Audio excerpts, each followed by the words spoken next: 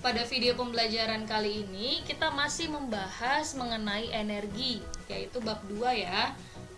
Nah, Ibu ingatkan lagi, di pertemuan yang lalu kita sudah bahas apa arti energi, apa saja ciri-ciri energi itu, kemudian apa saja sumbernya dan kegunaannya bagi kehidupan manusia, dan apa bentuk-bentuk energi. Nah, energi, Ibu ingatkan lagi, adalah kemampuan untuk melakukan usaha atau kegiatan atau aktivitas. Kita lihat ya bentuk-bentuk energi. Masih ingatkah kalian? Pada pertemuan yang lalu kita sudah membahas bentuk-bentuk energi. Salah satunya adalah energi panas. Energi panas ini berasal dari benda yang memiliki suhu yang tinggi. Itu dikatakan berarti energi panas. Salah satunya api. Kira-kira api berguna apa ya untuk kehidupan manusia? Untuk memasak, kemudian untuk apa lagi? Untuk menghangatkan tubuh, api unggun misalnya. Dalam suatu perkemahan biasanya sering nih dinyalakan api unggun ya untuk menghangatkan lingkungan di sekitar. Nah, tapi api juga bisa berdampak negatif kalau digunakannya tidak baik. Bisa terjadi kebakaran hutan yang besar sehingga banyak tumbuhan yang mati dan juga hewan-hewannya mati sehingga jadinya rusak. Kemudian bisa mencemari udara akibat dari asap yang ditimbulkan dari pembakaran hutan tadi. Jadi sangat bisa berdampak negatif dan juga ada dampak positifnya. Kita harus menggunakan untuk yang dampak positif. Lalu Tuhan ciptakan energi panas yang paling terbesar itu adalah matahari. Nah, matahari sangat berfungsi baik bagi kehidupan manusia. Salah satunya apa? Untuk membantu tumbuhan mendapatkan makanan dalam proses fotosintesis. Masih ingat ya? Kemudian untuk bantu jemur pakaian, untuk bantu jemur ikan, untuk bantu mendapatkan atau mempercepat proses penguapan dari tambak garam sehingga kalian bisa mendapatkan garam, bisa ada garam ya di rumah kalian. Nah, itu prosesnya dari proses penguapan yang dibantu oleh matahari. Jadi sangat baik sekali nih energi panas dari matahari. Tapi kalau manusia tidak menjaga lingkungan, akibatnya matahari justru bisa berdampak negatif bagi manusia. Salah satunya karena dampak manusia atau dari kegiatan manusia yang merugikan. Akibatnya lapisan ozonnya atmosfer kita jadi bolong. Kemudian matahari jadi langsung diserap oleh bumi sehingga panasnya sangat panas sekali ya, terjadi global warming, terjadi perubahan iklim yang tidak bisa ditebak. Nah, banyak sekali ya. Nah, kita harus menjaga bumi kita supaya keberadaan matahari bisa digunakan untuk hal-hal yang baik. Nah, kemudian ada oven. Oven juga bisa menghasilkan suhu yang tinggi, walaupun hasil dari suhu yang tinggi itu dari energi listrik. Tapi ini bisa dikatakan energi panas juga ya. Nah, oven banyak digunakan untuk menghangatkan makanan, kemudian untuk membuat kue, gitu ya. Lalu ada kompor listrik. Nah, kompor listrik juga sama, berasal dari energi listrik nih, suhu panasnya digunakan untuk memasak. Lalu ada setrika. Nah, di rumah kalian pasti ada setrikaan ya, dan ini juga menghasilkan panas nih. Bagian yang menghasilkan panas di mana? Di bagian bawah ini. Ini yang menghasilkan panas ketika sudah disambungkan ke listrik. Jadi energi panasnya berasal dari energi listrik. Oke, kemudian ada catokan. Ini juga sama ya, untuk meluruskan rambut yang berasal dari energi panas nih di bagian ini. Oke, ini juga energi panasnya berasal dari mana? Dari energi listrik. Jadi semua energi panas ini sangat berfungsi bagi kehidupan manusia asalkan kita gunakan untuk hal-hal yang baik. Oke. Lalu kita lihat lagi energi selanjutnya, yaitu energi cahaya. Oke, energi cahaya banyak sekali nih. Energi cahaya itu pokoknya sesuatu yang menghasilkan cahaya, ya, yang dipancarkan oleh benda apapun sehingga ada tampak cahayanya. Laptop juga, layar HP juga termasuk ya, ada cahayanya. Itu bisa dikatakan energi cahaya. Oke, energi cahaya yang terbesar matahari lagi. Selain energi panas, energi cahaya juga nih yang bisa menerangi bumi dan segala isinya di siang hari. Bahkan energi matahari ini, cahaya matahari ini bisa memantulkan kemana? Ke arah bulan, sehingga bulan tampak bercahaya. Padahal bulan tidak menghasilkan cahaya sebenarnya, tapi bulan dapat cahaya dari mana? Dapat cahaya dari matahari. Wah, jadi matahari termasuk energi cahaya terbesar sekali ya. Kita lihat lagi nih, ada api juga bisa menghasilkan energi cahaya. Kemudian televisi. Nah, televisi kalian bisa lihat gambarnya. Ini karena ada energi cahaya di sini. Dari televisinya ada energi cahaya yang berasal dari mana? Dari energi listrik tadi. Lalu lampu juga sama. Ini bisa berasal, energi cahayanya berasal dari energi listrik juga. Atau lampu senter, energi cahayanya juga berasal dari energi, sumber energinya apa? Energi kimia, karena dari baterai ya kalau senter. Oke, kita lihat lagi. Bentuk energi lainnya energi bunyi. Kalian pasti sudah tahu ya, energi bunyi berarti sesuatu benda yang bisa menghasilkan bunyi. Nah, benda tersebut bisa dikatakan sebagai sumber bunyi. Kita lihat contoh-contohnya. Ada suara petir, ini juga menghasilkan bunyi, itu bisa disebutkan energi bunyi. Lalu alat-alat musik, kemudian ada bel sekolah. Bel sekolah bisa bernadanya bervariasi ya nadanya. Nah, itu juga termasuk dari energi bunyi. Kita lihat lagi. Ini ada piano ya. Ada orang yang bermain apa nih?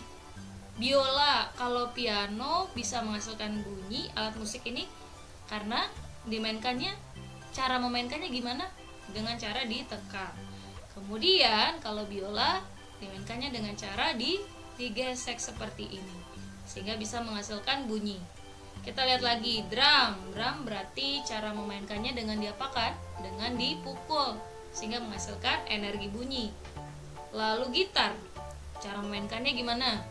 Dengan cara dipetik, sehingga bisa menghasilkan bunyi dari dawainya atau senar gitarnya. Oke, ini siapa yang kenal ini? Kenal ya? Oke, ini sedang bermain klarinet. Nah, klarinet memainkannya dengan cara ditiup. Semua alat musik ini juga termasuk ke dalam sumber bunyi. Bisa dikatakan juga energi bunyi karena menghasilkan suara. Dan masih banyak lagi lainnya nih alat musiknya. Kita lihat lagi ya, energi kimia. Energi kimia salah satunya rangkaian listrik nih di bawah. Ibu sudah jelaskan ya. Ini berasal dari baterai. Ini ada sumber listriknya nih, sumber energinya dari baterai. Nah, baterai ini termasuk ke dalam energi kimia karena di dalamnya ada zat-zat kimia. Oke, jadi baterai termasuk energi kimia. Lalu ada akumulator atau aki. Nah, biasanya aki digunakan untuk kendaraan ya, kendaraan bermotor. Ada motor, ada mobil juga pakai aki. Untuk apa akinya? Untuk bisa menyalakan klakson, menyalakan starter, kemudian menyalakan lampu. Nah, seperti ini lampu yang ada di motor ya. Nah, ini sumber listriknya atau sumber energinya dari energi kimia nih yang dihasilkan oleh akumulator. Jadi di dalamnya ada cairan kimianya. Kita lihat lagi, ini ada genset atau generator ya. Generator di sini termasuk dalam energi kimia karena di dalam tabungnya besar ini itu harus diisi dengan bahan bakar minyak atau bensin. Makanya disebut energi kimia. Lalu ada dinamo juga, ada energi kimianya juga. Oke. Kita lanjut lagi, energi gerak. Energi gerak berarti adalah energi yang dimiliki oleh benda yang sedang bergerak. Pokoknya sesuatu yang sedang bergerak. Robot-robotan bisa bergerak karena ada baterai di dalamnya, termasuk energi gerak. Sekarang kita lihat apa lagi contohnya. Air terjun, ini pergerakannya secara alami ya, dari pergerakan air nih yang mengalir. Nah, ada energi gerak di sini. Kita lihat lagi, kipas angin. Energi geraknya berasal dari mana? Dari energi listrik. Tapi ini juga dikatakan energi gerak. Mixer. Nah, mixer juga ya menghasilkan energi gerak juga. Yang didapat dari sumbernya energi listrik, tapi bisa menghasilkan energi gerak. Bisa berputar ya bagian mixernya ini. Kemudian ada blender. Nah, blender juga sama. Baling-baling yang ada di dalam blendernya itu bisa bergerak karena ada energi listrik. Jadi ini bisa dikatakan menghasilkan energi gerak, dari listrik ke gerak. Semua benda ini, ketiga benda ini, ada kipas, ada mixer, ada blender, ini sangat berfungsi nih bagi kehidupan manusia. Air terjun juga fungsinya banyak sekali. Dari air terjun bisa dihasilkan nih dari energi geraknya. Dihasilkan kemana? Menjadi apa? Sumber listrik bisa. Kita lanjut lagi, ada energi listrik. Nah, energi listrik banyak sekali contohnya. Ini salah satu proses energi listrik ya, sehingga bisa menyalakan suatu kota atau suatu daerah tuh. Lihat, kalian bisa perhatikan ya di gambar ini. Nah, ini prosesnya sangat panjang sekali. Jadi kalian harus bersyukur kalau kalian bisa merasakan dinginnya AC, itu karena ada listriknya. Itu karena ada proses yang sangat panjang. Nah, jadi tidak semudah itu ya. Jadi kalau kalian harus menghematnya nih energi listrik nih. Kemudian ada lampu, itu menggunakan energi listrik. TV, televisi tadi. Lalu ada ini panel surya namanya. Nah, panel surya ini bisa menghasilkan energi listrik. Panel surya berarti dari energi apa didapatnya? Dari energi matahari. Nah, dari energi matahari, energi panas mataharinya disimpan di panel surya ini. Kemudian disambungkan menjadi sebuah energi listrik. Nah, ini termasuk energi yang bisa diperbaharui ya, atau sangat ramah lingkungan, atau tidak mencemari lingkungan.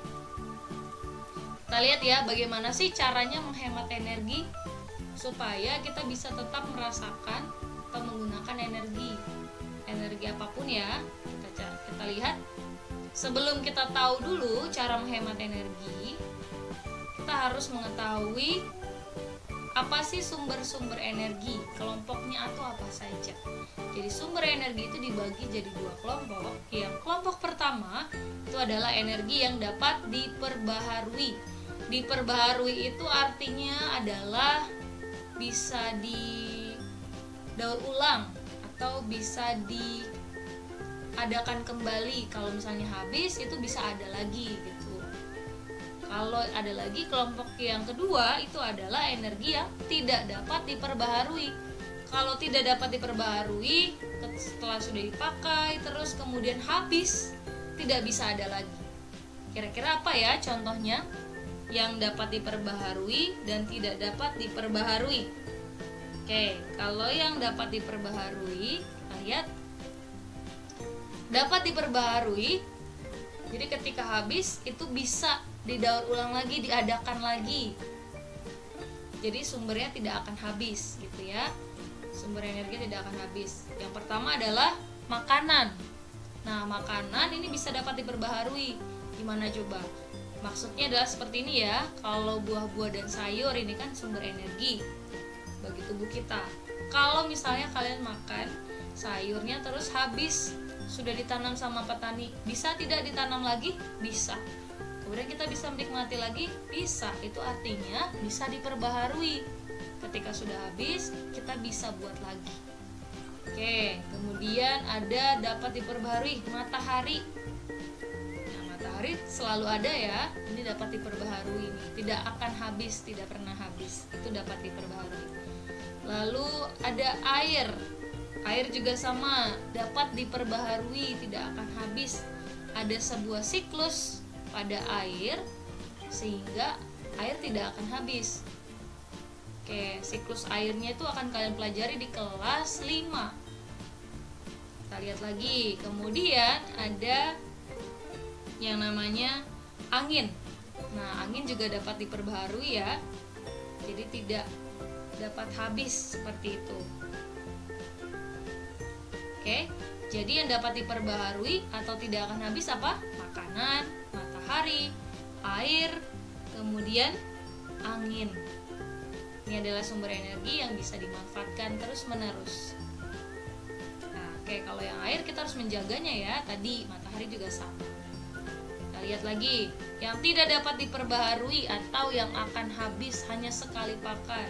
Jadi kalau sudah habis tidak bisa lagi diadakan lagi. Oke, ini adalah minyak bumi.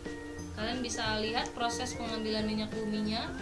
Jadi harus dengan cara penggalian yang sangat dalam karena ada di bawah lapisan bumi nih. Oke, itu minyak buminya ya. Dan minyak bumi itu berasal dari pembusukan fosil-fosil yang sudah lama berjuta-juta tahun. Menumpuk kemudian dihasilkanlah minyak. Nah, inilah yang diambil. Kalau proses untuk mendapatkannya saja harus berjuta-juta tahun karena dari pembentukannya itu berasal dari fosil atau makhluk hidup yang sudah mati, menumpuk kemudian jadi fosil kemudian berubah jadi minyak bumi. Nah, kalau misalnya dipakainya terus-terusan, bagaimana kira-kira? Pasti lama-kelamaan akan habis. Dan kalaupun harus supaya ada lagi minyak buminya, harus menunggu berjuta-juta tahun dulu ya. Jadi ini tidak dapat diperbaharui, harus menggunakannya sedikit demi sedikit untuk hal-hal yang penting saja ya. Nah, ini dia minyak bumi yang dihasilkan. Oke, kemudian bensin juga sama, itu termasuk tidak dapat diperbaharui. Kalau pakai terus-menerus habis, akhirnya bisa tidak ada lagi ya. Bahkan nanti ketika kalian besar, bisa saja kalian tidak menemukan bensin karena sudah habis dipakai. Nah, itu kalau tidak menghemat. Sekarang ada batu bara juga sama ya. Batu bara digunakan untuk menghasilkan listrik.